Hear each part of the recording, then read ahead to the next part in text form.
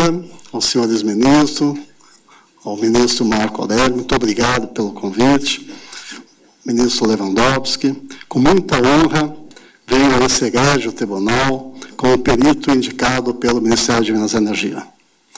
Estou acompanhado aqui, nesta audiência pública, pelo Dr. Walter Baeri, da nossa Conjur, e o Dr. Edson Mello, que é da diretoria, que trata diretamente dessa questão e é professor da UFRJ. Por favor, Walter, Edson, só levanta a mão para dizer quem é. O Walter é bem pequeno, é difícil de se ver, nosso advogado da Conjur. Bem, participei como membro titular, indicado pelo Ministério de Minas e Energia, na comissão interministerial criada em 2004, e aqui citada pelo Dr. Giuliani, e que foi coordenada pelo Ministério do Trabalho e Emprego, e tive o prazer de aqui encontrar o Dr. Domingos Lino, que na época, em 2004, ele era do Ministério do Trabalho e Emprego e foi o coordenador dessa comissão. Essa comissão, ela escutou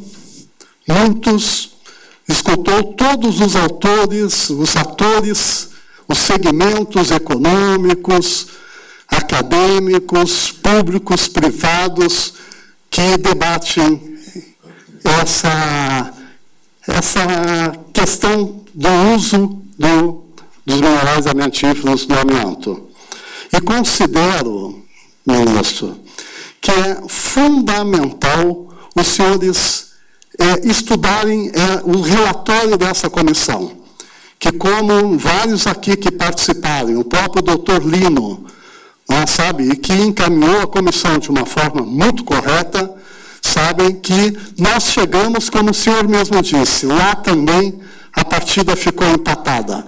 Foram 2 anos, ministro, 2004 e 2005, debatendo, discutindo, visitando todos os lugares onde se levantavam as questões, de uma forma a mais aberta, correta e pública, enquanto servidores públicos. Estávamos cá chegando em 2003, 2004, com o novo governo do presidente Luiz Inácio Lula da Silva, e foi criado esse grupo de trabalho interministerial, com uma coordenação muito competente do Ministério do Trabalho e Emprego. São volumes grandes, com bibliografias extremamente atuais ainda, que eu considero que deve realmente servir como base de estudos para o que está se discutindo. Eu, como geólogo, que sou, com mestrado, doutorado, essas questões da carreira acadêmica, professor aposentado da UFMG, eu estou trazendo aqui para os senhores 2 fotos que estão ali no slide, que é como esse mineral, crisotila, aparece na natureza. Ele aparece dessa forma, ele é um mineral. É comum nós, professores de geologia, levarmos os alunos para, em determinadas regiões do país, onde eu vou explicar um pouco melhor, aparecem esses minerais que, naturalmente, eles ocorrem dessa forma em muitos lugares do país. E como foi aqui explicado pela nossa colega do MMA, eles se mantêm como fibra. Ele não é diluído, ele não se dissolve, os elementos que compõem eles não se tornam elementos químicos que sejam diluídos. Não, eles ficam como fibras, daquela forma aqui mostrada, que eles se mantêm dessa forma, através da chuva, das águas, dos rios que passam e carregam esses materiais na superfície terrestre. O Ministério de Minas e Energia, através da sua secretaria, do DNPM e da CPRM, tem como objetivo a gestão, o controle, a fiscalização dos recursos minerais do país, entre os quais estão os minerais amiantíferos. O MME tem participado no Congresso Nacional, e aí é um outro aspecto, senhor ministro, extremamente importante, de audiências públicas e seminários muito representativos para debates de projetos de leis propondo mudanças na lei vigente. Eu, antes de estar, inclusive, no Ministério, eu já tinha participado de debates no Congresso Nacional de projetos de leis, que tiveram diferentes de projetos de leis que tiveram todo um caminho com audiências tão representativas. Cumprimento o senhor de chamar aqui os vários lados, porque é muito triste quando se escuta só um lado, e o senhor teve também essa percepção de que existem vários lados, de interesses econômicos muito fortes, como o doutor Juliano levantou. Não é só uma questão de saúde ocupacional, geológica ou de mineração, são os de interesses econômicos muito fortes que existem. Então, é muito importante os senhores escutarem os vários interesses econômicos que estão aqui. É um mercado que manipula no Brasil e no mundo valores muito grandes e que a disputa entre as matérias-primas concorrentes é grande. Então, esse aspecto é fundamental que os senhores entendam, não só o relatório, cujo doutor Lino, né, doutor Domingos Lino aqui presente, que ainda continua, está hoje na Fundação, um assessor da Fundação, eu não sei, como uma pessoa que está na Fundação, como também os relatórios do Congresso Nacional, nas audiências que foram realizadas, seja uma que eu participei, que foi dirigida pelo doutor Jair Meneghelli, deputado federal, Jair Meneghelli na época, depois outra pelo deputado federal Ronaldo Caiado. Bem, como eu levantei, esses minerais amiantíferos, fibrosos, eles ocorrem em diferentes tipos de rochas de uma maneira maior, mais expressiva, e, em particular, nas rochas magmáticas ultrabásicas, calcários magnesianos, dolomites e formações ferríferas. Esses são dados que a CPRM, a Companhia de Pesquisas de Recursos Minerais, ao fazer os mapeamentos geológicos em todo o país, conhece esses dados e que são distribuições, muitas vezes, centenas ou de milhares de quilômetros. Para os senhores terem uma ideia, a ilha de Cuba, por exemplo, ela é comprida daquela forma porque ela é um grande cinturão de rochas ultrabásicas. E não é por acaso que é uma grande produtora de níquel, que está associada a essas rochas ultrabásicas. Eu já visitei algumas vezes a ilha, em algumas situações, e que na própria Serra Maestra, se é possível, um profissional geólogo pegar amostras tipo aquela que eu mostrei, com crisotilas, com amiantos comuns. Então, esses minerais ocorrem naturalmente na superfície terrestre. Não vou me dedicar aqui, até para poder expor um pouco melhor outros pontos, é que existem muitos estudos sobre isso, sobre essa questão da presença das fibras minerais na atmosfera e das fibras minerais na hidrosfera. São estudos extremamente sérios, extremamente bem realizados, e que, por favor, o doutor Guilherme, todos os nossos colegas que, de uma forma com tanto afinco, têm feito a discussão nos ambientes ocupacionais, de maneira alguma estou querendo fazer esta relação da questão ambiental com o ambiente ocupacional, que é distinto, é diferente. Você tem a retirada daquele material, a concentração dele, a apresentação dele para aquele grupo de trabalhadores que estão encerrados ou fechados num determinado ambiente. Agora, do ponto de vista ambiental, e questões tipo uma fibra mata, é para realmente qualquer um pensar que é brincadeira, que uma fibra mata, se nós temos elas dispersas na natureza.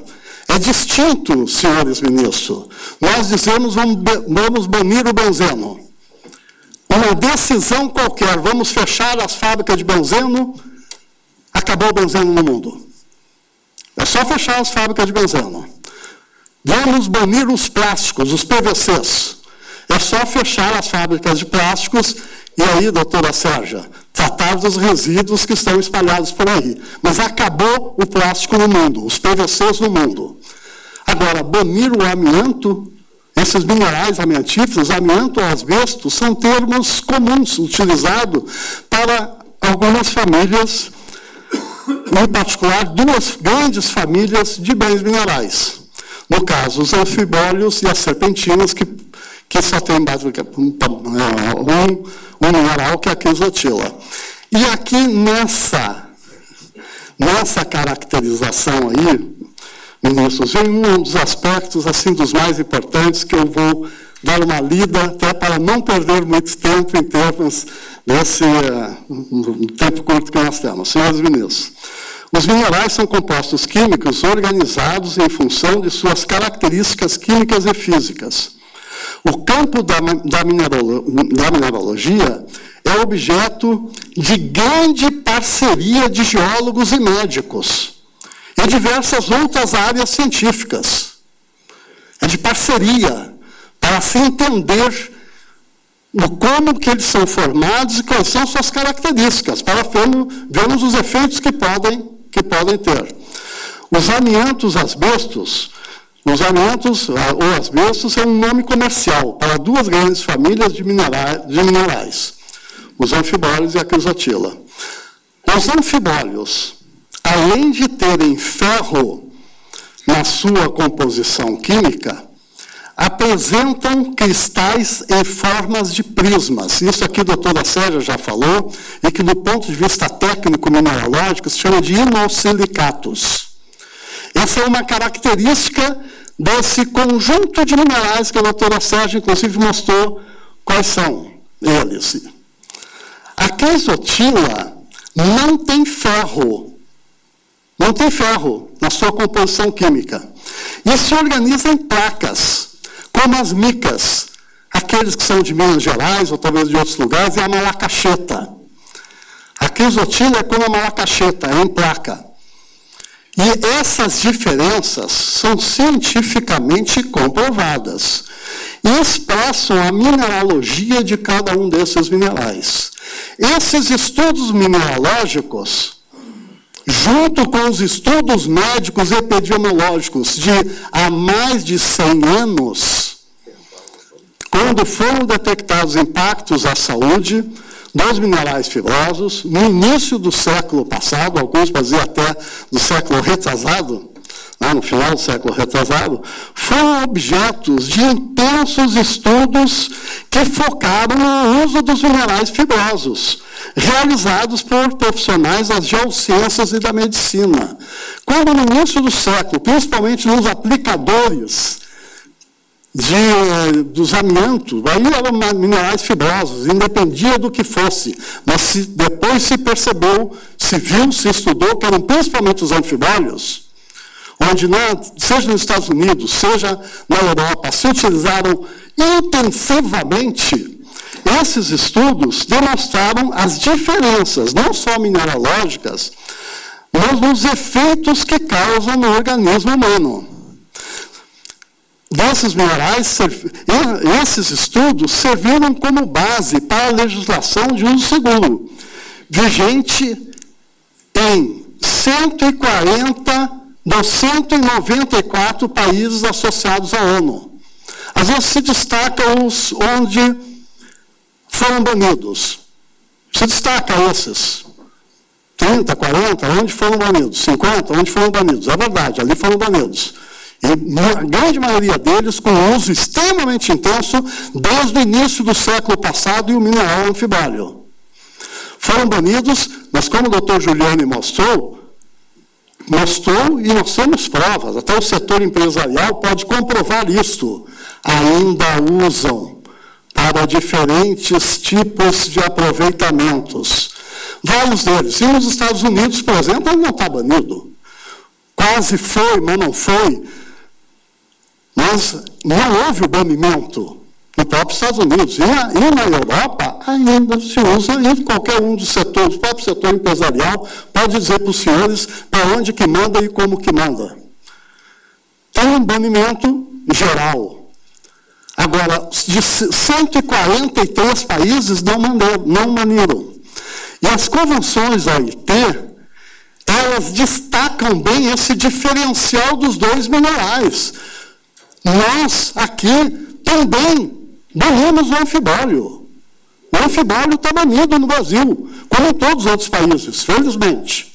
A crisotila, as próprias convenções da OIT deram prazos, deram formas do como fazer, quer dizer, não tinham a certeza disso lá naquela época. Exato, eu tenho então que ler e para ser bem mais rápido, porque tem uns aspectos importantes. Esse aqui eu acredito que é um aspecto importante de eu ler. Senhores ministros, mesmo com o enorme desenvolvimento técnico-científico da nossa sociedade, os minerais nos trazem grandes surpresas.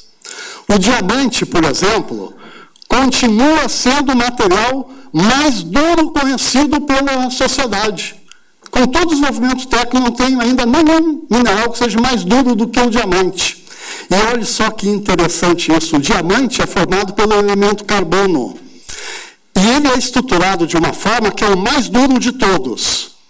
Enquanto a grafita é também formada por carbono. E é também um filosilicato como a crisotila, que é aquela forma em placa. É um dos mais moles. O diamante e a grafita, todos os dois são carbono. C. Um está estruturado de uma maneira que é o mais duro mineral conhecido. O outro estruturado de uma maneira que é o mais mole de todos. Bem, o ouro, mesmo tão raro na natureza, ainda não tem substituto para muitos dos seus usos. A crisotila apresenta características físicas e químicas excepcionais para diferentes usos industriais. É um bem mineral, como nós vimos lá naquelas primeiras fotos, que tem fios que podem ser tecidos. Desde a antiguidade se sabe disso. Bem, e várias indústrias ainda necessitam dela. E aí, os aspectos mais próprios. A mina, propriamente, a mina de Minas Sul é uma mina exemplar, do ponto de vista das suas atividades mineiras, do cumprimento das suas determinações. Nós tivemos uma série de atividades minerárias no país, em especial a mina industrial de São Félix, e aqui, ministro, é importante destacar, não vou ter o tempo de discorrer sobre isso, mas é importante destacar de que, já lá nos anos 30, nós tínhamos a mesma empresa, no primeiro momento, a companhia Promoção, mas logo depois, junto com a Saint-Gobain, que inicia todo esse trabalho da extração da mina em São Félix. Depois abrem essa mina de Canabrava com uma série, com um conjunto de legislações restritivas que deram condições, não só pelas mudanças ambientais que se tem no país, como por esses acordos que começaram a se dar. E aqui de público, senhor ministro, de público, como eu já tinha falado lá numa das reuniões preparatórias que fizemos, lá no início, com o apoio, sim, da própria Fernanda Gianazzi. A Fernanda está ali. Lá no início, com o apoio, inclusive, da Fernanda Gianazzi, onde se conseguiu se ter acordos que permitiu que esse setor industrial seja o único. E aí, a Fulacento está representando o Ministério do Trabalho, mas é pena não ter um representante do Ministério do Trabalho aqui, como o doutor Giuliani falou. É o único setor industrial do país onde se tem organizações de locais de trabalho, a ALT, que sempre foi uma bandeira muito grande da Central Única dos Trabalhadores mais avançados. Lá, a ALT funciona mesmo, não só na mina, como nas fábricas. Então, essa boa condição na mina não é uma questão simplesmente dos empresários, é da organização e da consciência dos trabalhadores, muitos deles aqui presentes. Todos estão aqui desse lado, uma parte podia estar no meio ou do outro lado, não tenho dúvida alguma. Porque é a defesa da possibilidade, sim, do uso desses materiais que, diferentemente de outros que hoje vêm ao mercado, disputando um mercado milionário. E que, gostei, inclusive, não sei se o doutor Guilherme, se foi esse o sentido que ele colocou, mas onde vários estudos médicos, eu não sou geólogo, não vou falar da medicina, dizem que para se conhecer bem, para se ter os resultados finais de um determinado produto é de 30 a 40 anos, os efeitos carcinogênicos. Os amiantos, o alfibólio, infelizmente, depois dos 50 anos, se descobriu que ele não podia. A quizotila, há mais de 100 anos, está sendo usada e ainda tem muitos estudos que dizem que é possível sim. E esses que agora vêm ao mercado, disputando com a nossa mineração, no mercado crescente no mundo, crescente. Eu gostaria de encerrar, então, não dando esses dados, que eu acho que o doutor Giuliani já falou, colocando que a questão mais importante que existe nessa disputa de grandes setores empresariais, nessa disputa, o que nós temos de mais caro, de mais importante no país é a organização do local de trabalho e a consciência dos trabalhadores, porque a norma oficial, se eu não me engano, NR15, ela é de 2 fibras por centímetro cúbico. Nessa discussão, que não é fácil, é de 2 em 2 anos que eles têm, eles hoje têm no seu ambiente de trabalho 0,1 na fibra por metro cúbico. Isso conseguido por sua organização, por sua consciência dos trabalhadores, que é a maior garantia para o uso de materiais perigosos.